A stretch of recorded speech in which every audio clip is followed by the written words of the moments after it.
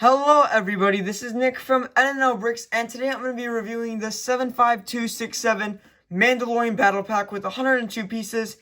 And unfortunately, this actually just retired like 2 weeks ago, so you can still find them maybe at your Targets or Walmarts, but at LEGO Store you're definitely not going to find it. And the box is absolutely destroyed. I think my brother's the one who opened this. Again, he destroys every box he finds. But the instruction booklet is the same as the 2021s, and back you got all the January 2020 sets, which actually at the time, yeah, look, I really like that microfighter, and I was saying that in one of the other videos I filmed today, the AT-AT vs Tauntaun. Who knows which video will come out first? Probably the AT-AT vs Tauntaun, but pretty cool. And let's go over the box art. You got the back. I think it's Navarro. It looks really nice. The Vader at the top right looks good, as usual in the 2020 sets. This set retails for $14.99, and at the end of its life, you could get it for $11.99. And I should have got another one to keep one sealed, but I didn't. And side box art is pretty cool. Back box art, can't really do anything about that. But yeah, back box art looks pretty cool. And Navarro, for some reason, always looks like Tatooine to me. Like, just the buildings. That's just what I think. But let's go on to the minifigures. So here's the first minifigure. It is the green Mandalorian, and obviously with these Mandalorians, they all have black heads, so each and every one have black heads. The printing on the helmet is really nice. Nice printing on the torso. Waist printing, leg printing looks nice. Is there any back printing? A little bit, just some Beskar, obviously. Cape's pretty cool. Stud shooters, as per usual with the battle packs before 2022.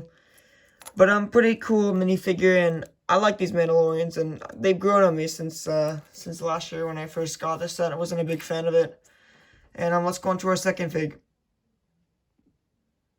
So here's the second one, the blue one, and this one has a rangefinder on it, but there's a lot of accessories that come with it, so I just chose to put on whatever ones look cooler. But we got some purple printing here, which looks fantastic. Torso printing looks fine. Leg printing looks absolutely fantastic in the back. Printing looks a little plain, but you have a cape covering it, which the cape color is pretty cool. Obviously black head and stud shooter per usual with this battle pack. But I'm a really big fan of the printing on this figure. It's such a cool Mandalorian, and I wish they were named characters. That would have been so much cooler, but they're just Mandalorians.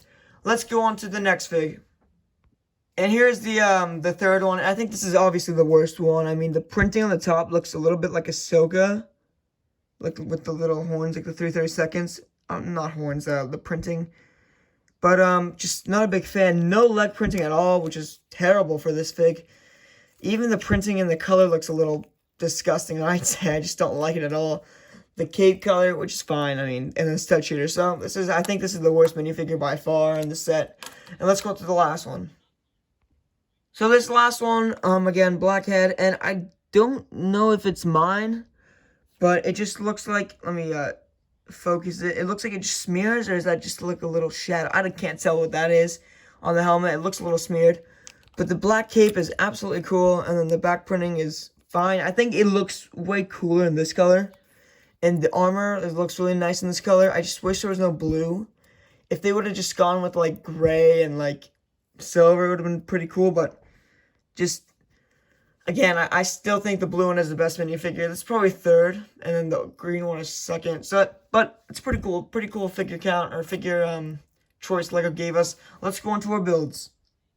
So the first build is this Rocky bit, and it's pretty cool. Let me grab one of the figures, for example. You could put the cool figure here, and then you could put the gun here to make it look like a turret. So that's the only playable feature with this build. And then you have a little clip here for another weapon, but I mean, you just want all the weapons in hand.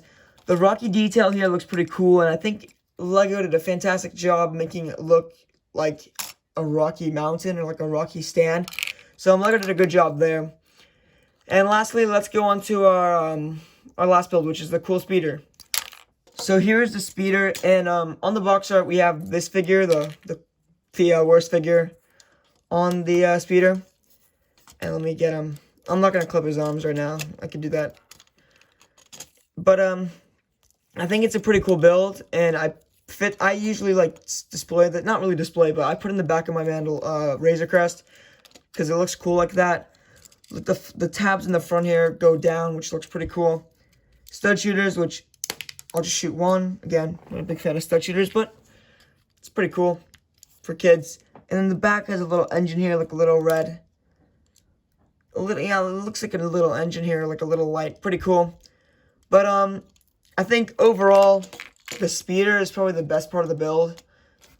The best part of this set, because it's a cool speeder. I mean, yeah, the figures are cool, but the speeder is awesome. And I really like the speeder. Let's go on and go to our overview.